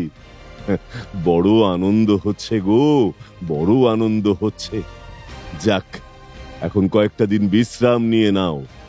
একদিন আমাদের ইনস্টিটিউটে গিয়ে বক্তৃতা দিয়ে সব বোঝাবে। আমাকে এক্ষুনি রুগী দেখতে দৌড়তে হবে। 2-4 দিনের মধ্যে কয়েকটি সভা সমিতিতে ডাক পড়ল জগদীশচন্দ্রের। তাকে নিয়ে উচ্ছ্বাস প্রকাশ শুরু হয়ে গেল, তাও খুব বড় মাত্রায় নয়। জোড়াসাঁকোর ঠাকুরবাড়িতেও জগদীশচন্দ্রের প্রসঙ্গ নিয়ে আলোচনা হল। বলেন্দ্র রবিকে বলল, রবিকা, রামকৃষ্ণের শিষ্য বিবেকানন্দকে যদি নাগরিক সম্বর্ধনা দেওয়া হয় এত বড় করে, তাহলে জগদীশ বোসকেই বা দেয়া হবে না কেন? ইউরোপে উনিও তো প্রবল সাড়া ফেলেছেন, এদেশের সম্মান বাড়িয়েছেন। হ্যাঁ, তা তো ঠিকই। দুজনের কথাবার্তার মধ্যে একটি সূক্ষ্ম ব্যাপার উজ্জ্ব রয়ে গেল। বিবেকানন্দকে নিয়ে উচ্ছ্বাসের আতিশয্য আসলে হিন্দুত্বের ধ্বজাধারীদেরই পুনরুত্থান। ব্রাহ্মদের তা ভালো লাগার কথা নয়। প্রতাপ মজুমদারের দল বিবেকানন্দের কৃতিত্বকে হেয় করে দেখাবার চেষ্টা করেছে। ঠাকুরবাড়ি পরিচালিত আদি ব্রাহ্ম সমাজ অবশ্য তাতে গলা মেলায়নি। তাঁরা প্রকাশ্যে কখনো কারুর নামে কটুকাটব্য করেন না, সবসময় শিষ্টতা বজায় রাখেন। তবু তাঁরা বিবেকানন্দ সম্পর্কে শীতল মনোভাব অবলম্বন করে আছেন। কিন্তু জগদীশচন্দ্র ব্রাহ্ম, তাদের নিজেদের লোক। জগদীশচন্দ্রের সংবর্ধনার জন্য ব্রাহ্মদেরই উদ্যোগ নেওয়া উচিত। রবি জগদীশচন্দ্রকে চেনেন, তবে তেমন ঘনিষ্ঠতার সুযোগ ঘটেনি। বিজ্ঞানী হিসেবে হঠাৎ এত খ্যাতি অর্জনের আগেও জগদীশচন্দ্রের ফটোগ্রাফি, ফোনোগ্রাফ যন্ত্রের ব্যবহার প্রভৃতির শখ ছিল। বিজ্ঞানের অধ্যাপক হয়েও তিনি সাহিত্যের অনুরাগী, সাধনা পত্রিকার গ্রাহক ছিলেন, তা রবি জানেন। রবির কবিতার কিছু কিছু পংক্তি তিনি মুখস্থ বলতে পারেন। কিছুকাল আগে তিনি রবিকে একবার প্রেসিডেন্সি কলেজে আমন্ত্রণ জানিয়ে ফোনোগ্রাফ যন্ত্রে তার কণ্ঠে ব্রহ্মসঙ্গীত রেকর্ড করিয়েছিলেন। তখন সামান্য আলাপ হয়েছিল। কবি হলেও রবি সবসময় ভাবের জগতে তো থাকেন না।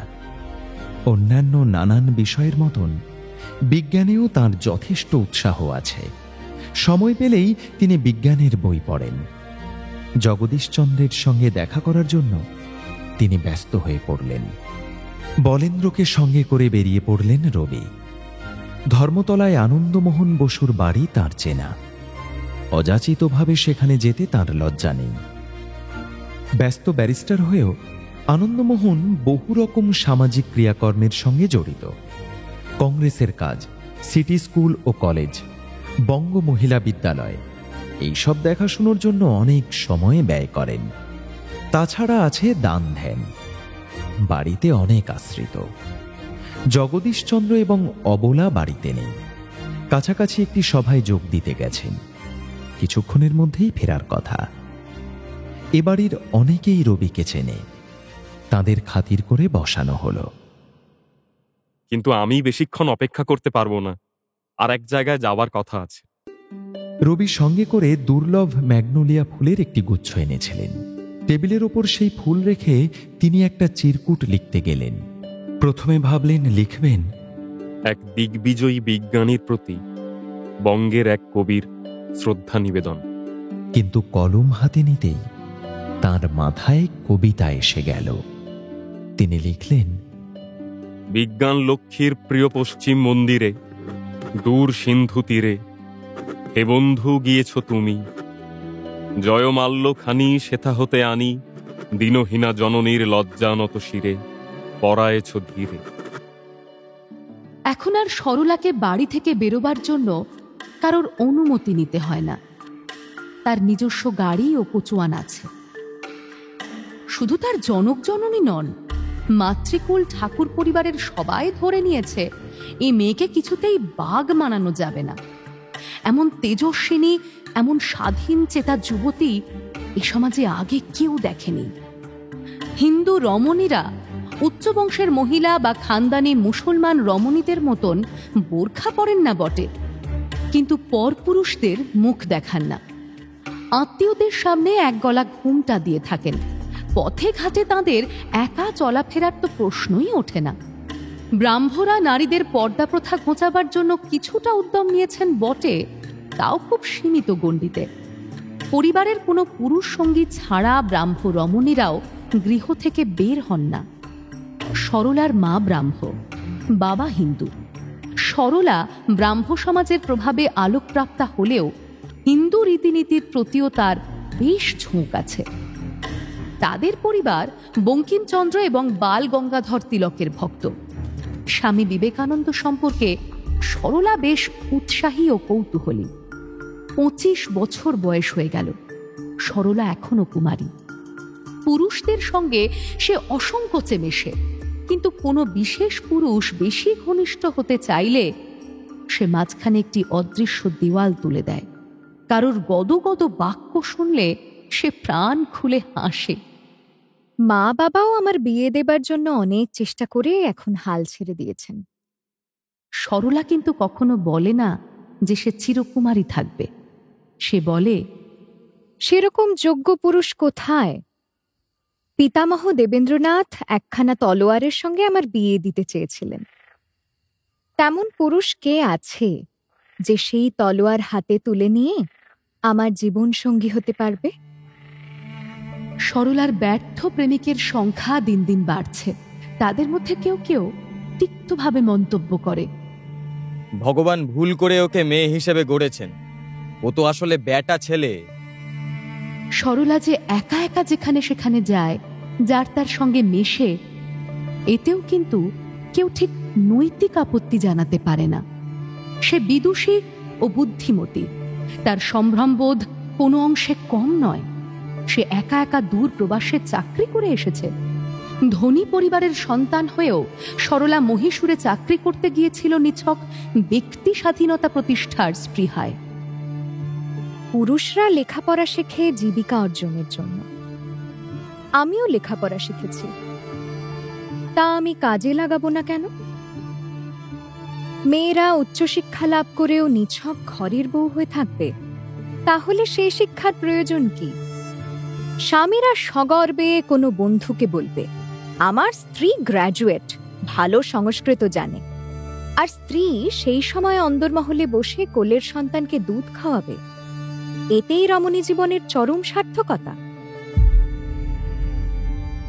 মহীশূরের মহারানী গার্লস কলেজে অ্যাসিস্ট্যান্ট সুপারিনটেন্ডেন্টের চাকরি নিয়ে চলে গিয়েছিল সরলা। কিছুদিনের মধ্যেই সেখানে বেশ মানিয়েও নিয়েছিল। রাজ্য সরকার থেকে তাকে দেওয়া হয়েছিল একটি সুন্দর ছোটখাটো দোতলা বাড়ি। 2 সেপাই সে বাড়ি পাহারা দেয়। এছাড়া একজন দক্ষিণ ভারতীয় আয়া, একজন রান্নার ঠাকুর ও কলকাতা থেকে আনা একটি ভৃত্য থাকে সেখানে। সরলা তো নিতান্ত শিক্ষয়িত্রী নয়, সে ব্রাহ্ম সমাজের প্রখ্যাত নেতা ও জমিদার দেবেন্দ্রনাথ ঠাকুরের নাতনি। সে পরিচয় রাজ পরিবারের সবাই জানে, সেজন্য তার বিশেষ খাতির। সেখানে কয়েকটি বিশিষ্ট মুসলমান ও পার্সি পরিবারের সঙ্গে সরলার ঘনিষ্ঠতা হয়েছিল। ভারতের বিভিন্ন ভাষা গোষ্ঠীর মানুষের সঙ্গে মিশে তার দৃষ্টি অনেক প্রসারিত হয়েছে। মহীশূরের ব্রাহ্মণরা এখনো সংস্কৃত ভাষায় কথা বলে। তাদের রক্ষণশীলতার মধ্যে ফুটে ওঠে প্রাচীন ভারতের ঐতিহ্য। বেশ ভালোভাবে গুছিয়ে নিয়েছিল সরলা, তবু 1 বছরের বেশি সে চাকরিতে টিকতে পারল না।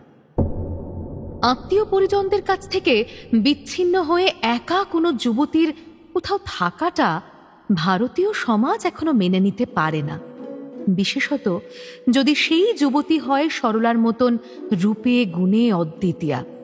মধুলোভী ভ্রমরের মতো যুবকেরা ঘুরঘুর করতে লাগলো তার চারপাশে। তারা ঠারে ঠোরে প্রেমের কথা বলে, প্রকারান্তরে বিবাহের প্রস্তাব আসে। এই সব যুবকদের কিভাবে আটকাতে হয় তা আমি জানি, আমি ভয় পাই না। কিন্তু কেউ যদি জোর জবরদস্তি করে, ব্যভিচারী গুন্ডা প্রকৃতির কেউ যদি আমাকে সবলে হরণ করতে চায়। একদিন মাঝরাত্রিরে তুমুল কাণ্ড হল। দারুণ গ্রীষ্মের রাত। সরলার মাদ্রাজি আয়াটি তার ঘরে না শুয়ে সিঁড়ির ল্যান্ডিংয়ে ঘুমিয়েছে বেশি বাতাস পাবে বলে। পাহারাদার সেপাই দুজন ঘুমে ঢুলছে। হঠাৎ আয়াটি হাউমাউ করে চেঁচিয়ে উঠল। তার একটা হাত মারিয়ে কে যেন ঢুকে পড়েছে পাশের ঘরে। সেই চিৎকারে জেগে উঠে সরলা বেরিয়ে এসে জিজ্ঞেস করলো, কি হয়েছে, কি হয়েছে? আয়াটি তখনও ভয়ে অস্থির। সে হাত তুলে ড্রেসিং রুমটি দেখিয়ে বলতে লাগলো, এখানে কেউ ঢুকেছে, ভূত কিংবা ডাকাত, বিকট তার চেহারা। এরকম অবস্থাতেও বুদ্ধি হারায়নি সরলা। সে চট করে সেই দরজার শিকল বন্ধ করে দিল বাইরে থেকে। তারপর বারান্দায় গিয়ে চিৎকার করতে লাগলো, পাহারাওয়ালা, পাহারাওয়ালা, বাড়িতে চোর ঢুকেছে। সেই চিৎকারে সেপাই দুজন জেগে উঠল তো বটেই, রাস্তা থেকে ছুটে এলো কয়েকটি পুলিশ। ঘরের মধ্যে সত্যি কেউ রয়েছে। সে দিশেহারা হয়ে পেছনের জানলা ভেঙে লাফিয়ে পড়ল রাস্তায়। পালাতে পারল না, ধরা পড়ে গেল। তখন দেখা গেল সে চোর কিংবা ডাকাত নয়, সে একটি কুখ্যাত লম্পট। শহরে একটি অবস্থাপন্ন ঠিকাদারের অকাল কুষ্মাণ্ড। বহু নারীর সে সর্বনাশ করেছে। এরকম একটি জীব তাকে স্পর্শ করতে চেয়েছে, এই কথা জেনে সরলার শরীর ঘৃণায় কাঁপতে থাকে। সেই রাতেই অন্য একটি পরিবারে আশ্রয় নিল সরলা। পরদিনই এ খবর রাষ্ট্র হয়ে গেল। বিভিন্ন সংবাদপত্রে সে বিবরণ প্রকাশিত হয়ে সরলাকে আরো লজ্জায় ফেলে দিল। কলকাতার পত্রপত্রিকাগুলি এজন্য দায়ী করল সরলাকে।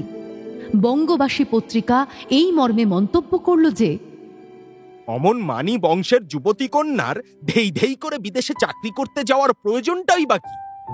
খাওয়া পড়ার তো অভাব নাই, কেন খামোখা নিজেকে এমন বিপদগ্রস্ত করা? এ খালি বিলাতি সভ্যতার অনুকরণ। এরপর আর থাকা যায় না, ফিরে আসতে বাধ্য হলো সরলা। মাঝখানে তার জ্বর জারি হয়েছিল। এখানে স্বাস্থ্য টিকছে না, এই অজুহাতে তবু কিছু মান রক্ষা হলো। সরলাও অনুভব করল যে জীবিকার সঙ্গে প্রয়োজনের একটা সম্পর্ক থাকা চাই। তাকে কোনোদিন অর্থ চিন্তা করতে হয়নি। জানকীনাথ তাঁর কন্যার জন্য ভালো মাসোহারার ব্যবস্থা করে রেখেছেন। তবু যে সরলা অত দূরে চাকরি করতে গিয়েছিল তা খানিকটা জেদ আর অনেকটাই শখের বশে। সরলা বুঝল এর কোনোটাই বেশি দিন টেকে না। কলকাতার অনেকে চাপা বিদ্রুপের স্বরে বলেছে, কিরে, চাকরির শখ মিটল?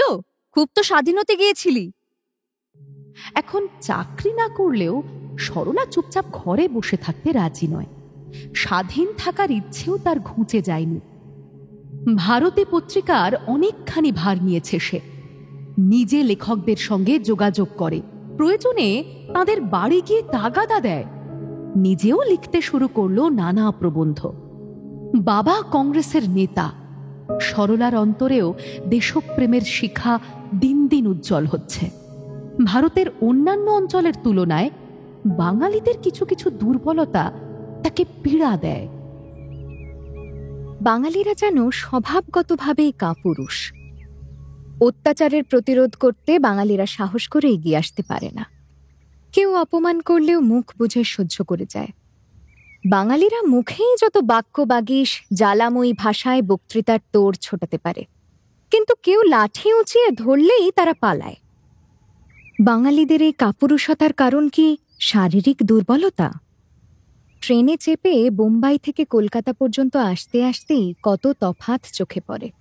মধ্যবর্তী স্টেশনগুলিতে কত তাগড়াই চেহারার মানুষ দেখা যায়। জব্বলপুর, এলাহাবাদ, পাটনার কুলিরাও জোয়ান। আর বাংলায় ঢোকার পরই দেখা যায় রোগা ডিগডিগে পুরুষ সব। এমনকি কুলিদের গলার স্বরও মিনমিনে। একই দেশের মানুষ, অথচ এত বৈপরীত্য কেন?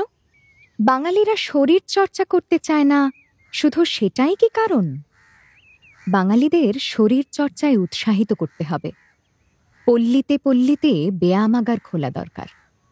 কিন্তু তার আগে এই জাতের মন থেকে ভয় ভাঙাতে হবে। কিছু দুঃসাহসী বেপরোয়া যুবকদের দল না থাকলে সে জাতের কাপুরুষতার অপবাদ ঘুচতে পারে না। মার খেয়েও মনের জোরে যারা রুখে দাঁড়ায় তারা অনেক সময় সবলের বিরুদ্ধেও জয়ী হয়। ভারতী পত্রিকায় সরলা একটা রচনা লিখল, তার নাম বিলিতি ঘুষি বনাম দেশি কিল। এই রচনায় পাঠকদের প্রতি একটা আহ্বান জানানো হলো। আপনারা যদি কোনো প্রতিবাদের ঘটনা দেখে থাকেন বা তাতে অংশ নিয়ে থাকেন, তাহলে সেই সব ঘটনা লিখে পাঠান। ট্রেনে, স্টিমারে, পথে ঘাটে গোরা সৈন্য বা ইংরেজ সিভিলিয়ানরা অনেক সময় অপমান করে, লাথি ঘুষি মারে। এমনকি কোনো দেশি লোকের সামনে তাদের স্ত্রী, ভগিনী, কন্যাদের প্রতি অশোভন ইঙ্গিত করে। অধিকাংশ ক্ষেত্রেই দেশি লোকরা সেই সব অপমান গিলে ফেলে বাড়িতে গিয়ে ফোঁসে, কিংবা বেশি বাড়াবাড়ি কিছু হলে আদালতে নালিশ করে। কেউ কি সাহেবদের সেই বেয়াদবির তৎক্ষণাৎ প্রতিবাদ করতে পারে না? দেখা গেল কোথাও কোথাও সেরকম ঘটনাও ঘটে। বাঙালিরা একেবারে নির্জীব হয়ে যায়নি। কোথাও কোনো দুর্বিনীত মাতাল গোরা সৈনিককে কোনো যুবক টানতে টানতে কোতোয়ালিতে নিয়ে গেছে। বরিশালে একজন রায়েত এক ইংরেজ তার স্ত্রীকে ধাক্কা দিয়েছিল বলে তাকে উত্তম মধ্যম দিয়ে জেল খাটাতে দ্বিধা করেনি। যশোরে একটি কলেজের ছাত্র এক সাহেবের হাত থেকে উদ্যত ছড়ি কেড়ে নিয়েছে। ভারতী পত্রিকায় এই সব বৃত্তান্ত ছাপা হতে অনেকে অবশ্য ঠোঁট বেঁকালো। ভারতী একটি বিশুদ্ধ সাহিত্য পত্রিকা, কত উচ্চাঙ্গের রচনা সেখানে প্রকাশিত হয়। তার মধ্যে এসব কি? এগুলো কি সাহিত্য পদবাচ্য হতে পারে? সরলা এই সমালোচনায় কান দেয় না। সে বলে, নাই বা হলো উচ্চাঙ্গের সাহিত্য, তবু এই সব বৃত্তান্ত পাঠ করে অন্য অনেকে উদ্বুদ্ধ হবে, আরো অনেকে প্রতিবাদ জানাবার সাহস সঞ্চয় করতে পারবে। সরলাকে কেন্দ্র করে তার একটি অনুরাগী বৃন্দ আবার গড়ে উঠেছে।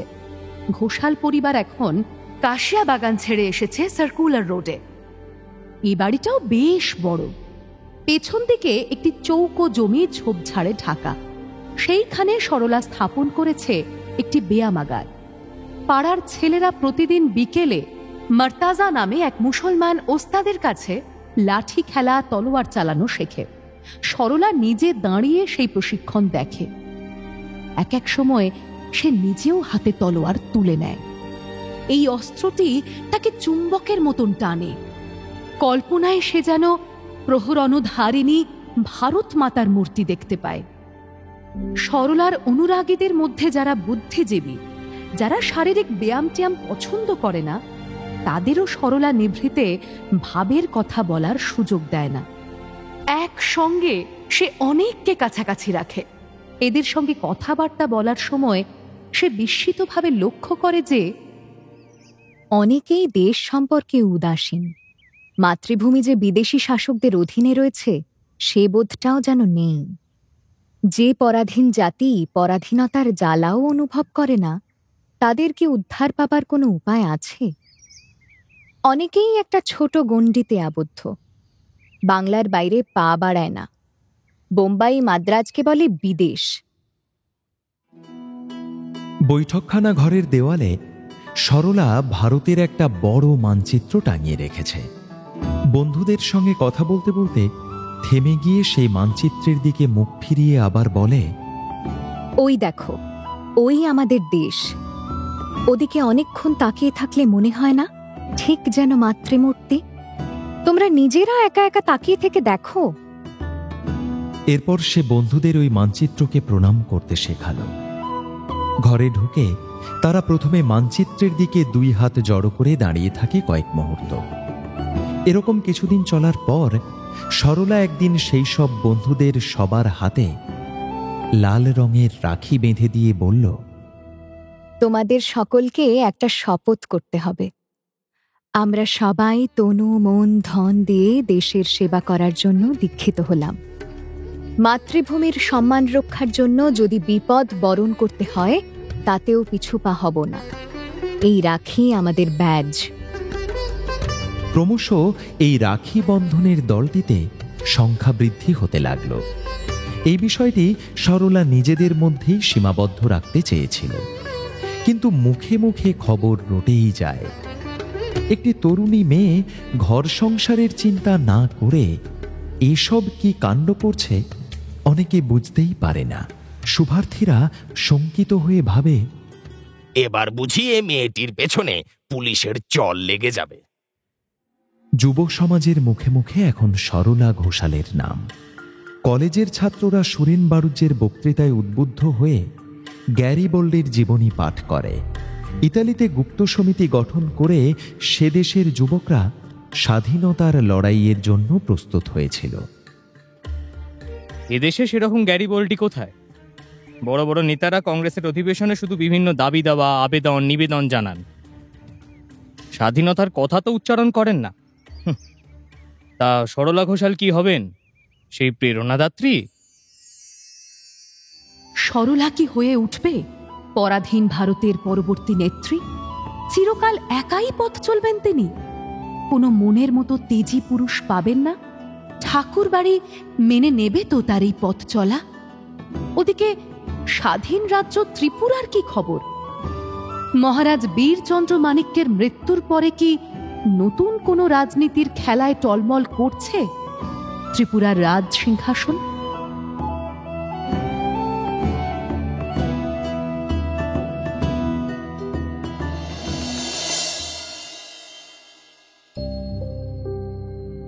শুনলেন সুনীল গঙ্গোপাধ্যায়ের প্রথম আলো। আজ শুনবেন চতুর্দশ পর্ব। উপস্থাপনায় শিবাশিস বন্দ্যোপাধ্যায়, নাট্যরূপ অর্পিতা চট্টোপাধ্যায়, পর্ব পরিচালনায় দেবলীনা আচার্য, সৃজনশীল পরিচালনা ইন্দ্রাণী চক্রবর্তী, আবহ সঙ্গীত কৌশিক দাস, প্রযোজনায় ভিজুয়াল অডিও, গল্প পাঠে স্পন্দন দাস এবং দেবশ্রী মুখার্জি।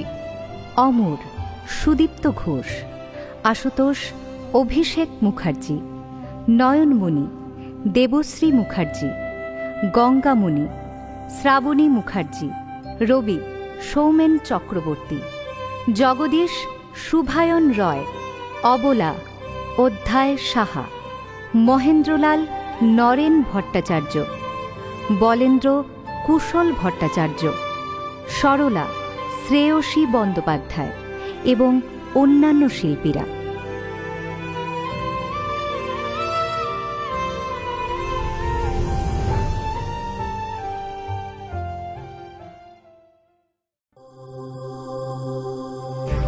মির্চি নিবেদন, গল্প গোল্ড মাইন।